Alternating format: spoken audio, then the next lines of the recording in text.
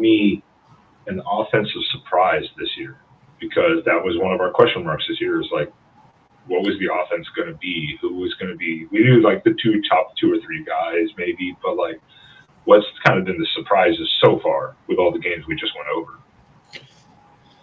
Ooh, the offensive surprise of the year so far.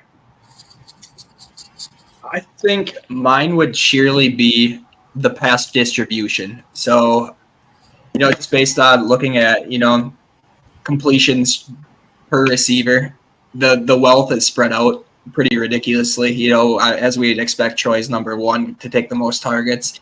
But beyond that, between Tez Johnson, Trayshawn Holden, the tight ends, T. Ferg, obviously the running backs, Bucky's getting his fair share of touches out the backfield.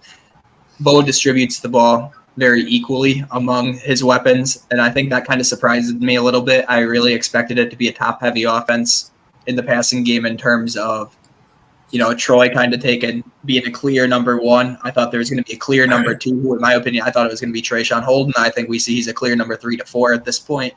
But the distribution of who Bo likes to get the ball to, I think that's probably my biggest offensive surprise. I think, the run game, it is what we expected. Bucky's doing his thing. When Noah is healthy, Noah's doing his thing. Jordan James has been phenomenal, but it's to be expected. We know the Ducks have a phenomenal run game.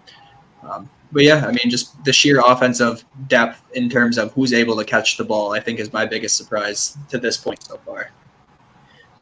I think mine's got to be Jordan James, and just the way he's came in, and I don't think people expected him to do a lot this year, but he's definitely came in and gave us some sparks when needed, and is able to control the ball and protect it and get up and down the field.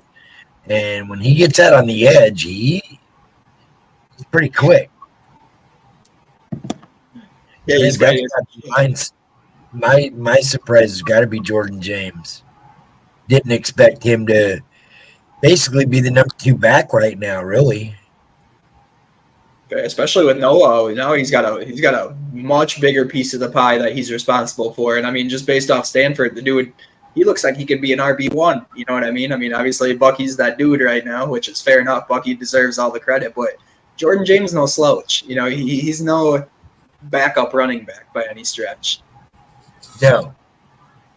I'd say for me, it's really the offensive line, because we went from an offensive line last year that, it was like 2 or 3 years they've been together. Yeah. To an offensive line where it's basically brand new outside of Austin Powers Jackson. Everybody's pretty much brand new on that offensive line. So to see that we're still getting those type of holes, to see there's still those running lanes that Bo has barely been sacked this year, especially with that offensive line, is probably my biggest surprise. Yeah, to be honest, that's one I didn't even think about off the top of my head, but yeah, just how brand new they are. JPJ, obviously starting at center, the dude's having a fucking phenomenal year, and Josh Connerly stepping into a starting role for the real first time in his career. But outside of that, Johnny Cornelius, the transfer from Rhode Island, the FCS transfer, that dude's playing phenomenally. The offensive line as a whole seems to be gelling. And to be honest, if I could change my answer right now, I would change it to Sean's answer. That's a phenomenal point. You can't. I locked it in. I already submitted it. I locked it in. It is what it is. But that is a point. One, what do they always say about O-lines? If you don't know their names, they're doing a great job. Yeah. If you know their name, there's problems, like penalties or something like that. And that's the only, because actually Sean had the same as me. I've actually been really surprised by, one, Will Stein so far, the adjustments he made, but in player-wise, it's the O-line. I had basically the same answer written down here. Was they've held up really well. Way better than I thought they would. Because even 3 sacks? Something like that. Tally. Something like that, One to 2 of those could probably be pulled off because Nix was trying to run up the middle and just kind of got caught. So, but 3 sacks, that's still not bad for a whole reconstructed O-line. Not bad at all. No. Now Now the fun part is, though, offensive concerns at this point. And I'm going to start, though, quickly, because it's also the O-line. It's actually still the O-line is a little bit of a concern because we don't know. They haven't gone against anyone yet. But if it's not the O-line, we talk about third down conversions. It's, for me, though, it's still the deep shots are getting missed. Against Stanford, there was the deep shot that Nix threw and just overthrew it. Bryant, I believe it was. Mm-hmm. Now, whether he slowed down or not, there's some still sort of something's not connecting between Nix and his receivers or the timing all around. Something's not connecting still on some of these deep shots. And again, those can swing a game one way or the other very quickly. So I don't know what that is, but those are my only kind of big concerns at this moment, I guess. I'd definitely say, yeah, kind of the same, like the deep shots. Like, Bo can definitely make them, and there's been a few where, Tez or Troy has had that opportunity to haul in those deep balls, but they've either been misplaced or, too far in front of the receiver. So maybe there's some miscommunications there, but he's also made some really good long throws as well. Mm-hmm. And definitely the O-line too there as well is a concern just because of the fact, like you're saying, we haven't really played anybody, but we will get tested, come next weekend. That D-line is big, but so is our offensive line. So we'll see kind of how those holes are and see how that pass protection kind of holds up come next week too, and see maybe those adjustments that Stein makes, because this is the first big game we've had to play all year. Fair.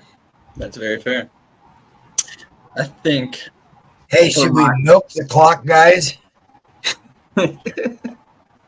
No. We're not doing the Jonathan Smith thing on the sideline. That was so weird. I think I texted you. Didn't I text you and I said, did he just milk himself? You did. Yeah. And then he made an apology about it, going, I won't do that again on Twitter or online after the game. I was like, so weird. So weird. Yeah. He was like he was trying to get through to his guys, and it was like they weren't listening. So he's like, well, maybe they'll get this. It made a lot of sense. I saw his interview after, the same one where he apologized, and he's like, I'm not going to apologize for. He's like, I needed to get the signals into my guys, and he's like, I needed to make sure they understood what I wanted. I mean, to be fair, he's not thinking about the media at that point. What is concern number one is getting those dudes to understand what he's saying, and as bizarre as milking it was, he got the message across. So I can't really fault the dude. Finally figured it out what he was saying. Yeah. Oh, we get it now. In terms of offensive concern, I don't wanted to bring up. I got the stats up here right quick, Ben. So Oregon, they're 50.9% on third down this year, which we're thinking it's not that great. If you had to guess right now, out of 127, where would you think we would rank nationally with that? Probably like top 20. 90-something. They're top 20. They are number 17 in the country on third down with a 50.9%. Successful. When you say 50.9, I'm like, that's actually not bad at all, actually, because most teams, when you get to like 47 to 49%, that's where like 70 teams are stacked. Yeah, it's a very average mark. Such a small margin. So I was like, actually above 50%, that's actually not that bad. No, so I mean, it's it's all right. It's decent. I think my biggest concern though is, as a whole, I'm not going to pick out one unit specifically. I think what we saw in the Texas Tech game and what we saw in the first quarter of the Stanford game is we saw stagnant offense. They are susceptible to those stagnant moments. They had 2 quarters against Tech where the offense was not jiving. They weren't moving the ball with any type of consistency. I mean, granted, the penalties had a lot to do with that in the Tech game especially. But I think it is kind of concerning that they are susceptible to having those quarters where just nothing is going right on the offensive side of the ball. Because we're going to get to games, obviously, where if that happens in the wrong time, you're absolutely destined for an L. So the fact that those kind of happened, even granted if it is against Texas Tech for 20 minutes and it's against Stanford for 2 drives, it's the fact of the matter that they couldn't move the ball at all. That really concerned me with all those weapons. And I think that would kind of be my biggest concern at this point. I don't think it's a major concern right now just because it's not very frequent, but we've seen it happen in multiple games now. So, yeah, definitely the offensive line is still a little bit of an issue. And that's what we're going to have to keep our eyes on next week, is to see how our offensive line adjusts to their big bruising defensive backs and stuff. Hopefully we can keep Bo upright and not have a repeat of last year.